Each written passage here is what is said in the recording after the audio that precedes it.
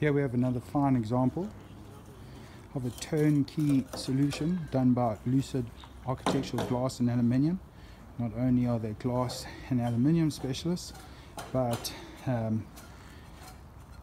was a stormwater pipe laid inside here, joined up to another one. We're creating bay windows here and doors, so the doors will be opening out from these steel structures that have been TIG welded. This will probably stand longer than the house. So we're going to have two double hinged doors opening like that, and the same on that side. Obviously Lucid Glass did all the building through the concrete, built the retainer wall, obviously the levels. We're going to have a little step there, going to meet up with our concrete floor level inside the house.